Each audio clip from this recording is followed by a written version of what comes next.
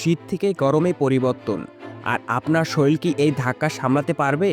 নাকি আপনি ভয়ঙ্কর স্বাস্থ্য ঝুঁকিতে পড়ে যাচ্ছেন?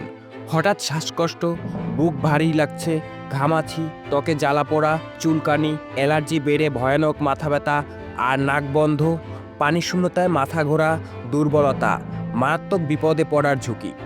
এই ভয়ানক পরিবর্তন আপনার শরীরকে রোগের সহজ শিকার বানিয়ে দিতে পারে। ভাইরাস ও ব্যাকটেরিয়া আক্রমণ হয় এই সময় অনেক গুণ বেশি। কিন্তু ভয় পাবেন না, কিছু সহজ উপায় মেনে চললে আপনি এই সমস্যা থেকে মুক্তি পেতে পারেন। কিভাবে বাঁচবেন এই ভয়ঙ্কর সমস্যা থেকে? সঠিক খাবার খান। পানি শূন্যতা ঠেকাতে প্রচুর পরিমাণে পানি পান করুন। মৌসুমী ফল, শাকসবজি খান, যাতে প্রচুর পরিমাণে ভিটামিন ও খনিজ থাকে। ত্বকের যত্ন নিন।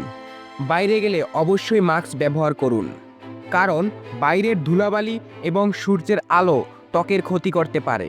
শীতের শুষ্কতা ও গরমের ঘাম দুটোই দূর করতে পারে এমন পোশাক পরুন।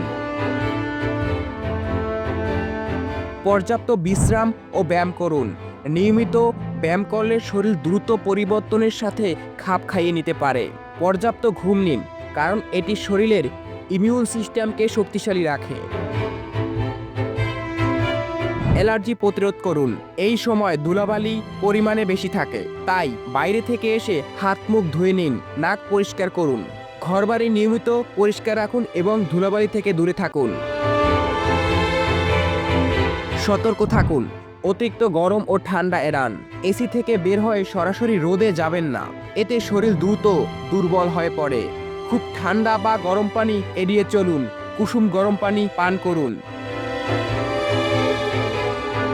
আপনার ছোট্ট সচেতনতা আপনাকে এই পরিবর্তনজনিত সমস্যা থেকে বাঁচাতে পারে। সতর্ক থাকুন, সুস্থ থাকুন।